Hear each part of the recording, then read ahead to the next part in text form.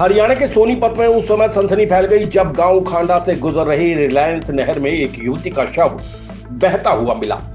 युवती के शव को जब बाहर निकाला गया तो युवती की हत्या गला रेत कर की गई थी और युवती की पहचान पानीपत की रहने वाली शीतल निवासी गांव खलीला माजरा के रूप में हुई है, जो कि हरियाणवी म्यूजिक इंडस्ट्री में मॉडल के रूप में कार्य करती थी।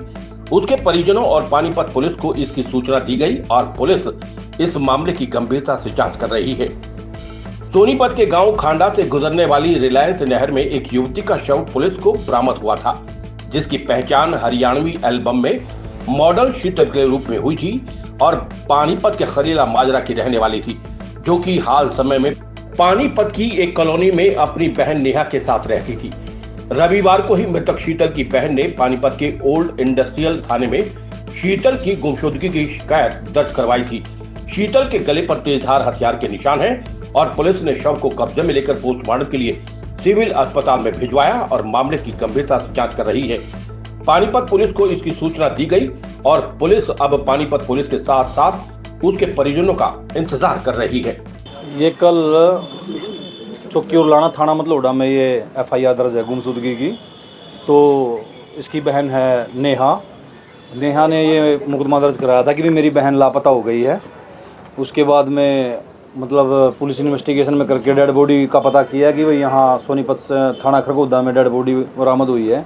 तो उसकी अभी शिनाख्त की गई। हम यहाँ पोस्टमार्टम के लिए आए हुए हैं सोनीपत डेड हाउस पे यहाँ पे।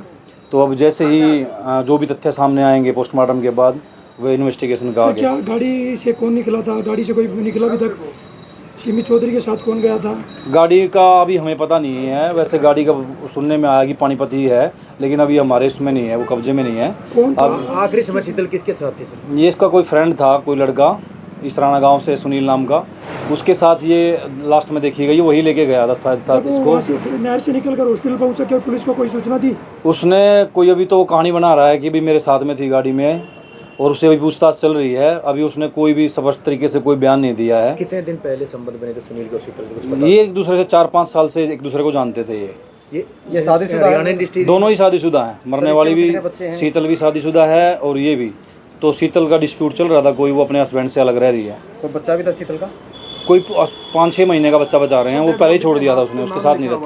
वो किसका नाम पता चला? हो किसके बारे में? डेड बॉडी पर नाम लिखा है। हाँ, उसका नाम नहीं, वो विशाल के बारे में नहीं पता। इसके बारे में सर, जो डेड बॉडी है किस हालत में आपको मिली है? डेड बॉडी तो हमें तो यहाँ डेड हाउस में रखी हुई है। यहाँ पे जो सोनीपत पुलिस ने उसको बरामद किया नहर से, तो उसके लड़की के गले पे यहाँ से निशान है, वहाँ से किसी तेज हथियार से उसको काटा हुआ है। सर, ये जो लड़का है जिसके साथ ये थी, तो ये क्या काम करता है और कब से इसके संपर्क में था और किन वजह के चलते ये हत्या की प्राथमिक जांच में मामला सामने आया? ये 4-5 साल से इनकी आपस में दोस्ती थी। स्पष्ट तरीके से अभी कारण का कुछ पता नहीं है कि किस वजह से उसके साथ बहसबाजी करके उसने ऐसा काम किया है।